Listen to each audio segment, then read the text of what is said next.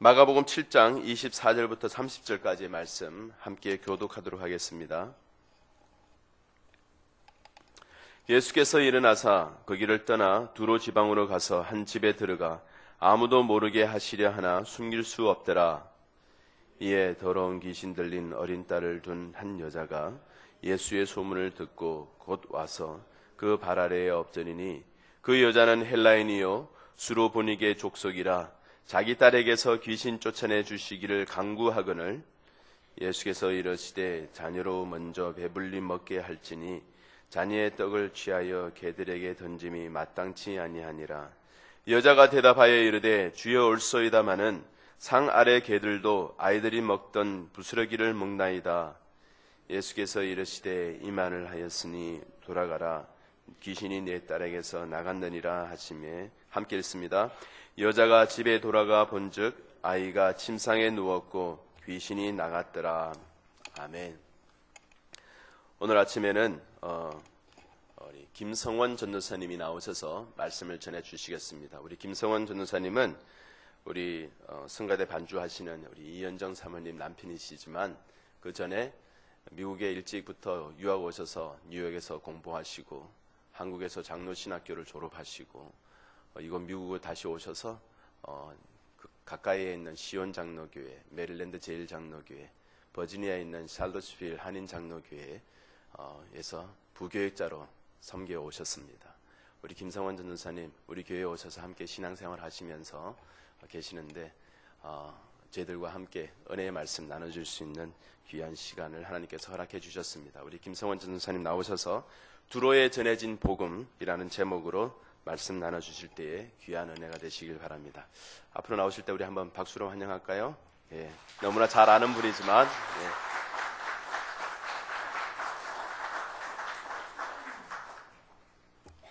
감사합니다. 이 아침에 이렇게 하나님 말씀 나누게 되어서 참 기쁘고 정말 감사하게 생각합니다. 오늘은 두로에 전해진 복음이라는 제목으로 말씀을 생각하겠습니다. 예수님께서 하루는 그 두로 지방에 가셨는데 두로는 유대 지역을 벗어나야만 갈 수 있는 곳입니다. 그러니까 말하자면 예수님께서 모처럼 외국 여행을 하신 셈인데 그 이유는 두로 지방에도 많은 유대인들이 살고 있었기 때문입니다.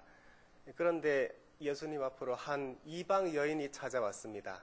이 여인은 헬라인이라고 본문에 기록이 되어 있습니다. 이 여인이 와서 예수님께 제게 어린 딸이 있는데 그 딸이 악한 영이 들렸습니다. 주님 고쳐주옵소서 하고 부탁을 했습니다. 우리가 알기로 예수님은 참 친절하시고 자상하시고 자기에게 오는 모든 사람을 다 맞아주시는 분이시잖아요. 그래서 이 여인의 부탁도 잘 들어주셨을 것이다 생각할 수 있는데 근데 예수님은 참 이상하게도 그렇게 하지 않으셨어요. 그리고 거절을 하셨습니다. 거절하시기를 뭐라고 말씀하셨는가 하면 자녀가 떡을 먹고 있는데 그것을 뺏어서 개에게 주는 것은 옳지 않다 이렇게 말씀하셨습니다. 그렇죠? 자기 자식이 빵을 먹고 있는 거예요. 그런데 그거를 뺏어서 개에게 주는 법은 없다는 거죠. 그러니까 이게 비유인데 그 의미는 그 자식이라고 하는 것은 하나님의 자녀, 하나님의 백성, 여기서는 유대인들을 가리키고 자녀가 빵을 먹고 있다 할 때 그 빵은 하나님의 은혜, 하나님의 능력, 하나님의 사랑을 말하죠. 그런데 그 빵을 빼앗아서 개에게 주지 않는다 할 때 그 개라는 것은 여기서는 이방인, 헬라인, 특별히 이 여인을 가리키는 말입니다. 그러니까 이 여인에게 대놓고 개의 비유를 했기 때문에 참 듣는 우리로서도 민망하지요. 그리고 정말로 그 당사자인 그 여인의 입장에서는 큰 수치를 느낄 수도 있는 그런 말입니다. 예수님께서 왜 이렇게 말씀을 하셨는가? 사실 우리는 이 이야기의 결론을 다 알고 있습니다. 그렇죠? 해피엔딩이죠. 예수님께서 결국은 다 고쳐주시는데 예수님께서 사람의 마음을 다 꿰뚫어 보시잖아요. 그러니까 예수님께서 이렇게 심하게 말씀하셔도 결코 바로 가지 않고 더 요청할 것을 주님께서 아셨지요. 사실 그거는 우리도 알 수 있습니다. 왜냐하면 우리는 예수님처럼 사람의 마음을 꿰뚫어 보지는 못하지만 그래도 그 마음을 우리도 알잖아요. 부모의 마음이잖아요. 부모님의 마음 여러분 다 잘 아시죠. 그래서 부모는 자기 자식이 큰 병에 걸려서 고통받고 힘들어하고 있으면 부모님의 마음은 이 아이의 병을 낫게 해줄 수 있다면 무엇이든 할 수 있다는 마음 여러분 다 아시죠. 만약에 할 수만 있다면 이 아이가 아니라 대신에 내가 대신 아픈 것이 더 낫죠. 내가 아프면 그것을 뭐 참든지 견디든지 병마와 싸우든지 그래도 내가 아픈 것이 더 낫잖아요. 그런데 내 눈앞에서 내 아이가 병에 걸려서 너무 고통스럽게 죽어가고 있는데 그거를 눈으로 볼 수밖에 없는 부모의 심정은 찢어지는 거죠. 그래서 이 엄마가 예수님 앞에 나온 겁니다. 이 엄마에게는 딸이 육신의 병이 아니라 악한 영이 들렸다고 했습니다. 그러니까 영적인 또 정신적인 그런 병이에요. 나중에 예수님께서 이 딸아이를 고쳐주신 다음에 엄마가 집에 가서 보니까 침대에 얌전히 누워 있었어요. 아마 그걸로 봐서 이 딸이 아플 때에는 아주 난폭하고 폭력적이고 달려들고 뭐 그랬던 것 같아요. 그러니까 엄마가 보기에 어린 딸이 뭐 멀쩡한 딸인데 그렇게 병에 걸려서 인간 구실을 하지 못하고 비참하게 살고 있으니까 얼마나 마음이 아프겠어요. 그래서 예수님 오셨다는 소문을 듣고 달려와서 그 앞에 무릎을 꿇은 거예요. 그러니까 이 여인이 예수님께서 섭섭한 말씀을 좀 하셨다고 해서 기분 나쁘다고 나 간다 하고서 가버리진 않는다는 거죠. 그러니까 이 여인이 더 요청할 것을 우리도 사실 짐작할 수 있고 예수님은 더 잘 아셨던 거죠. 그런데 그러면 예수님께서 과연 그렇게 말씀하신 이유가 무엇일까? 오늘 본문이 두로에서 있었던 일인데 두로는 유대로부터 북쪽으로 더 경계를 벗어나서 가서 닿을 수 있는 항구 도시입니다. 예로부터 무역이 성했고 무역이 성하니까 부가 쌓이게 되죠. 사람들이 많이 모이는 큰 도시를 이루었고 유명한 무역 도시입니다. 여러분 에스겔 27장에 보면 두로가 그 당시에 세계 여러 나라들과 어떤 물건들을 무역했는지 잘 나옵니다. 여러분 만약에 고대 경제에 관심이 있으신 분은 보시면 좋습니다. 그런데 이 두로 지방이 헬라인이라고 했잖아요. 헬라 문화권에 결정적으로 들어가게 된 때는 오늘 본문의 이야기로부터 약 360년 전인 알렉산더 대왕 때입니다. 알렉산더가 참 중요한 인물이거든요. 성경에 나옵니다. 구약 성경에 이름으로는 안 나오는데 그래도 나와요. 그리고 매우 중요한 인물이에요. 그래서 잘 알아야 되는데 알렉산더가 이제 마케도니아의 왕이었거든요. 그런데 그리스 지역을 다 평정한 다음에 페르시아 제국을 치기 위해서 원정을 떠납니다. 그 당시에 페르시아 제국은 두 말로 할 필요가 없는 초강대국입니다. 세계사의 유례가 거의 없을 정도로 막강한 제국인데 영토로만 봐도 오늘날로 말해서 터키, 팔레스타인, 이집트 그리고 이라크, 이란, 중앙아시아의 스탄 나라들 그리고 인도까지 광대한 영토를 강력한 중앙집권제로 다스렸던 아주 성공적인 제국이었거든요. 거기에 비하면 그리스는 아주 변방이죠. 근데 알렉산더가 이 페르시아 제국을 치기 위해서 원정을 떠난 거예요. 그래서 터키 지방에서 일단 장악을 하고 1차전에서 승리를 거두고 바로 페르시아 제국의 중심부로 내륙으로 쳐들어가지 않고 진로를 남쪽으로 바꿔요. 그래서 이집트로 쳐내려갑니다. 그 이유는 이집트가 남쪽에 딱 있기 때문에 그걸 놔두고 바로 내부로 진격해 들어갔다가 뒤에서 역습을 당하면 곤란해지거든요. 그래서 유럽에서 아시아를 치려면 이집트를 먼저 손에 넣어야 됩니다. 그거는 고대로부터 세계대전까지 현대까지 똑같은 진리인데 알렉산더가 이제 이집트를 치르기 위해서 지중해 동부 연안을 따라서 남쪽으로 쭉 남아가는 길목에 두로가 딱 버티고 있습니다. 알렉산더가 두로에 사신을 보냈습니다. 내가 이러이러해서 이 지역을 좀 정복을 해야 되겠으니 항복하시지 하고 사신을 딱 보냈어요. 두로 사람들이 그 메시지를 듣고 웃기시네 하고 그 사신을 딱 들어서 바다에 던져버렸습니다. 그러니까 알렉산더가 혈압이 바짝 올랐겠죠. 이때 알렉산더 나이가 23살입니다. 새파란 젊은인데 그 성질을 건드린 거예요.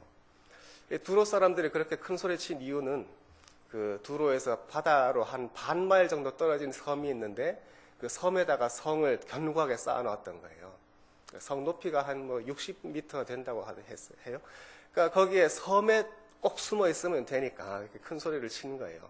그러니까 알렉산더가 그런데 바짝 약이 올랐어요. 어떻게 했냐면 그 바다 반마일쯤 떨어져 있는데 바다를 메워서 도로를 만들기 시작해요. 그래서 돌과 흙을 엄청난 공사죠. 그걸 끌고 와서 바다를 메우는 거예요. 그러니까 두로 사람들이 성에 꼭꼭 숨어 있으면서 이렇게 보니까 도로가 점점점 다가오는 거예요. 그러니까 얼마나 가슴이 서늘했겠어요. 경악하면서 반격을 하죠. 불화살을 쏘고 돌을 굴리고 배에 불을 붙여서 보내고 반격을 했지만 결국 7개월 만에 그 두로는 함락이 되고 말아요. 알렉산더가 화가 날 대로 난지라 들어가서 많이 죽이고 성을 불태우고 주위 다른 민족에게 본보기를 보인다 하면서 두로에서 자기에게 저항했던 2,000명을 그 십자가에 못 박아요. 정말 그 해변을 따라서 쭉 십자가 2,000개가 서는데 그 길이로도 몇 마일 되잖아요. 여러분, 십자가는 우리는 참 친숙하고 은혜롭고 마음에 큰 위로를 주는 거룩한 물건이지만 원래 십자가는 사람이 사람을 가장 잔인하게 죽이는 형틀이라는 것을 잊어서는 안 돼요. 십자가에 그 사람이 살아서 매달려서 꿈틀거리면서 신음하며 죽어가는 그 광경이란 정말 말할 수 없을 만큼 험악하고 흉측하고 혐오스럽고 비참해요. 십자가는 정말 사람이 사람을 어쩌면 이렇게 미워할 수 있는가를 극명하게 보여주는 증거예요. 알렉산더가 2,000명을 십자가에 못 박을 때 이미 그의 마음은 사람이 아니에요. 짐승이죠. 또는 내가 나에게 저항하는 자들을 이렇게 할 수 있다고 했을 때 그는 마음속에 이미 자기가 신이 되어 있는 거예요. 여러분, 사람이 사람을 해쳐서는 안 되죠. 죽여서는 안 되고 10계명 중에 6계명이 살인하지 말라 하잖아요. 그런데 여러분, 제가 질문을 하나 하는데 성경에서 왜 살인하지 말라고 했을까요? 살인하면 당연히 너무나 안 되는 건 잘 아는데 그래도 성경에 보면 살인하지 말라는 이유가 무엇일까요? 그 이유가 창세기 9장에 나오는데 사람이 사람을 죽여서는 안 되는 이유는 사람은 그 하나님의 형상으로 만들었기 때문이에요. 사람이 사람을 죽이면 사람이 죽는 게 아니라 그 안에 하나님의 형상이 죽어요. 십자가에 사람을 못 박으면 그 안에 하나님의 형상이 못 박히는 거예요. 알렉산더가 그렇게 엄청난 폭력과 살인으로 엄청난 죄를 지었을 때 그는 사람에게만 죄를 지은 것이 아니라 하나님의 영광을 또 하나님의 정의를 땅에 짓밟은 거죠. 그 수없이 많은 피가 흘러서 그 땅을 적시고 더럽혔을 때에 그 땅과 함께 하나님의 이름이 더럽혀진 거예요. 이것은 말로 할 수 없는 죄입니다. 이 죄를 어떻게 해결해야 될까요? 하나님께서 보시기에 그렇게 짓밟히고 모욕당한 하나님의 정의, 그리고 하나님의 영광, 하나님의 형상을 주님께서 어떻게 회복하셔야 될까요? 다 지옥불에 던져 넣으면 되나요? 실제로 사실 그렇게 하시죠. 그래서 마지막 심판 때를 예비하기 위해서 하늘과 땅이 불로 심판받기 위해서 지금 예비되고 있죠. 그렇지만 하나님께서 다 죄인이기 때문에 지옥불에 다 집어넣어서 멸망시켜버리는 심판으로 끝내신다면, 또는 보복, 헬라인들이 자기들이 했던 것처럼 그대로 똑같이 자기들도 당하도록, 근데 실제로 그렇게 되거든요. 헬라는 사실 곧 몰락하고 로마인들이 다시 서죠. 나중에 또 터키가 들어서면서 헬라는 결정적으로 보복을 당하게 되는데, 보복만 하면 끝 나나요?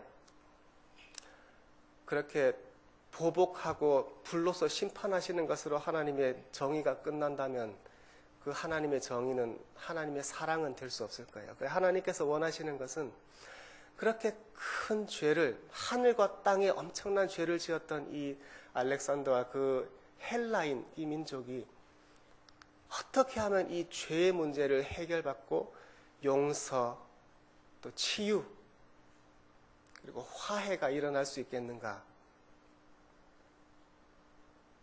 그렇게 하는 방법은 사실 그 헬라인들이 통회하면서 회개하는 길밖에 없겠지요. 가슴을 찢으면서 울면서 통회하면서 주님, 하나님 잘못했습니다. 용서하옵소서 하고 통회하면서 주님 앞에 용서를 구하는 길밖에 없잖아요. 그리고 자기들이 죽였던, 자기들이 그렇게 고통을 주었던 그 사람들에게도, 그 영혼에게라도 미안합니다. 용서하옵소서 하고 용서를 비는 길밖에 없잖아요. 그런데 누가 그렇게 용서를 빌 수 있단 말이에요? 누가 그렇게 하나님의 은혜를 그렇게 간절하게 찾을 수 있단 말이에요? 하나님의 구원을 받으려고 하는 자는 이 세상의 것을 움켜쥐고 있으면 안 돼요.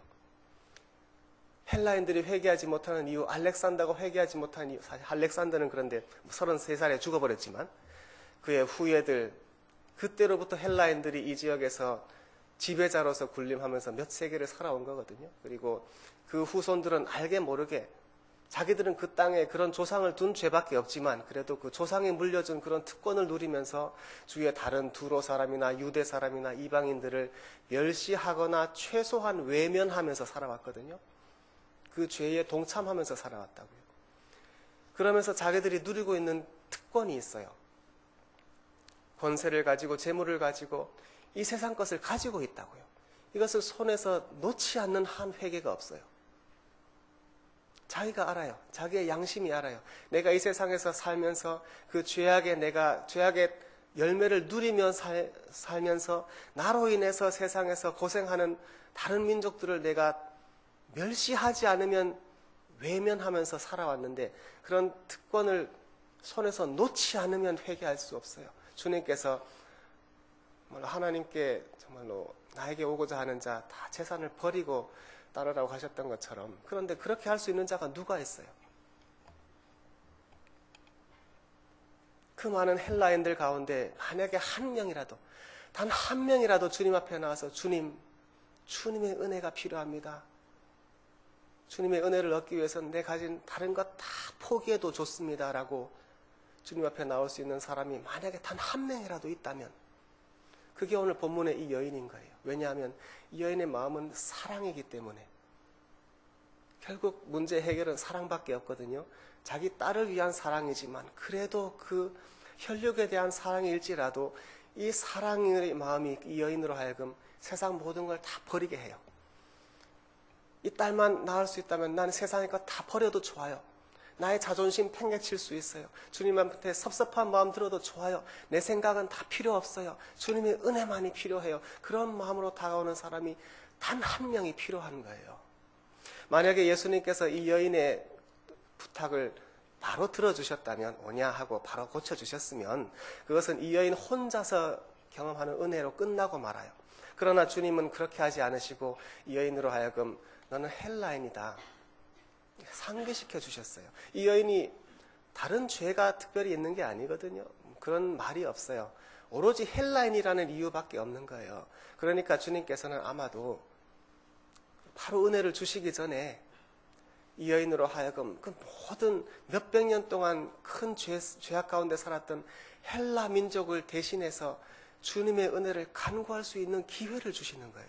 이건 엄청난 사랑이에요.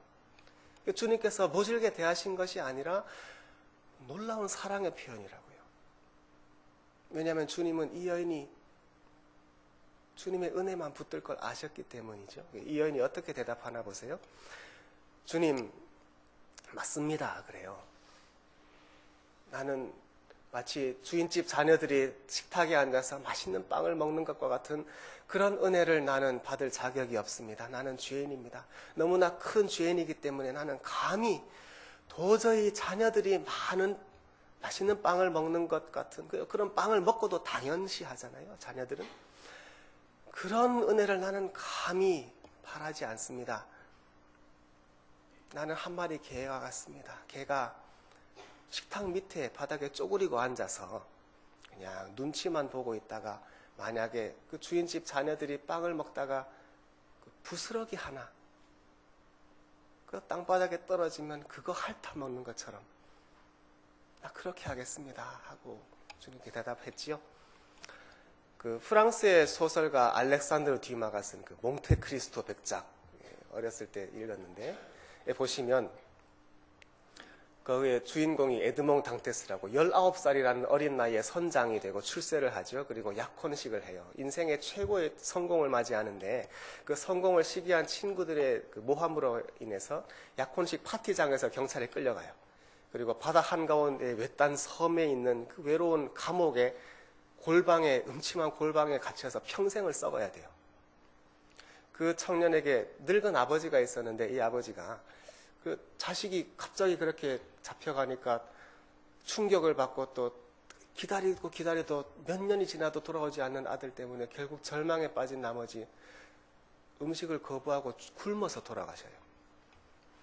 나중에 이 주인공이 14년 뒤에 기적적으로 탈출을 하죠. 그리고 보물을 찾아서 부자가 된 다음에 변장을 하고서 자기 아버지가 어떻게 되었는가 물어보러 다녀요. 그런데 어떤 사람에게 그 얘기를 들은 거예요. 자기 아버지가 충격과 또 걱정과 또 절망 가운데 기력을 잃고 굶어서 돌아가셨다고. 이 주인공이 그 얘기를 듣고 지금 변장을 하고 있기 때문에 차마 목 놓아 울지는 못하고 탄식을 하죠. 어찌 그런 일이 있었단 말입니까? 그 존귀한 분이 어찌 그렇게 굶어서 돌아가셨습니까? 한 마리의 개도 비록 이 개가 주인에게 버림받고 사람에게 멸시받고 쫓겨나서 굶주리고 병들고 더럽고 세상 사람들이 다 미워하는 그런 개 한 마디라도, 그래서 그 개가 길거리에 있으면 사람들이 다 침뱉고 말이죠. 미워하고 조롱하고 돌 던지고 막대기로 때리면서 쫓아내고 싶은 그런 흉측한 개 한 마리라도 그 앞을 지나가는 수없이 많은 사람 가운데 단 한 명이라도 그 개를 보고 불쌍하다 할 수 있다는 거죠. 만약에 단 한 명이라도 그 개를 보고 자비를 베풀어서 빵 한 조각 던져주면 그 개는 그 빵 조각 먹고 산다는 거예요. 한 마리의 개도 그렇게 살아가는 법이건을 어떻게 그렇게 돌아가셨습니까? 하고 탄식하는 대목이 나와요. 우리가 보기에 개는 천한 동물일지 몰라요. 본문에서는 분명히 그런 의미로 예수님께서 말씀하셨어요. 그러나 이 여인은 맞습니다. 그러나 개가 아무리 천하고 더럽고 혐오스러운 그런 존재라 하더라도 그 많은 사람들 가운데 단 한 명이라도 불쌍히 여겨주시면 던져주는 빵 먹고 살겠습니다. 주님 하고 매달리는 거예요. 이 대답이 예수님을 감동을 시켰어요. 네가 그렇게 대답했느냐? 야, 도와주마 이렇게 말씀하시잖아요. 여러분 이 아침에 기도하러 나오셨는데 이 아침에 이 기도는 우리가 대단한 많은 것을 구하기보다 이미 많은 것을 누리고 있는데 더 달라고 하기보다 한 번쯤 모든 것을 내려놓고 겸손하게 다시금 처음 마음으로 그런 기도를 드렸으면 좋겠어요. 우리가 다 하나님의 자녀예요. 그 말은 하나님께서 우리를 그렇게 사랑하신다는 뜻이에요. 그러나 우리가 하나님의 자녀라고 해서 우리가 그 사랑을 당연시 여겨서는 안 돼요. 그리고 가졌지만 더 달라고 하는 것은 좀 민망스러운 일이에요. 여러분 혹시 기도를 하시면서 만약에 마음이 좀 시원하지 않다거나 또는 요즘에 너무너무 힘들다고 많이 느꼈다거나 뭔가 좀 영혼이 시원하지 않다고 느끼신다면 그것은 우리가 은혜를 당연시 여겼기 때문일 수가 있어요. 그런데 이 시간에는 한번 이 여인의 마음을 가졌으면 좋겠어요. 세상 모든 다른 것 다 필요 없고 오직 나에게는 주님의 은혜만 있으면 족합니다 하는 그런 마음으로 기도해 보실까요? 하나님의 은혜는 크고 작은 것이 문제가 없어요. 그 단 아주 작은 부스러기 하나라도 그것이 진짜냐가 중요해요. 아무리 작아도 그것이 진짜 하나님의 은혜라면 그걸로 우리가 살 수 있는 거예요. 하나님께서 원하시는 것도 그거예요. 우리가 한 민족을, 이 헬라 민족을 살리기 위해서 온 민족이 회개하겠습니다. 그런 것보다 하나님께서는 그 많은 헬라인들 가운데 단 한 명, 이 여인의 단 한 방울의 눈물을 원하셨거든요. 하나님의 일은 그렇게 되는 것 같아요. 크고 작은 것이 문제가 아니라 작아도 진짜냐가 문제거든요. 이 아침에 우리가 그런 정말 순수한 마음으로 정말 하나님의 은혜를 사모해서 기도했으면 좋겠고, 우리가 그런 마음으로 사랑으로 기도할 때에 내가 알지도 못하는 사이에 다른 생명들이 살아나겠죠. 내가 알지도 못하는 사이에 내가 하나님과 다른 사람들 사이를 중보하고 있다는 것, 나로 인해서 이 시간 주님의 은혜의 문이 열리는 구원의 빛으로 들어올 수 있는 다른 사람들이 있다는 것을 기억했으면 좋겠어요. 내일 참 복된 날, 우리의 창립기념주일인데 이런 처음 마음으로 말 그대로 세상을 화목하게 하는 그런 교회가 우리 다 되었으면 좋겠습니다. 함께 기도하겠습니다.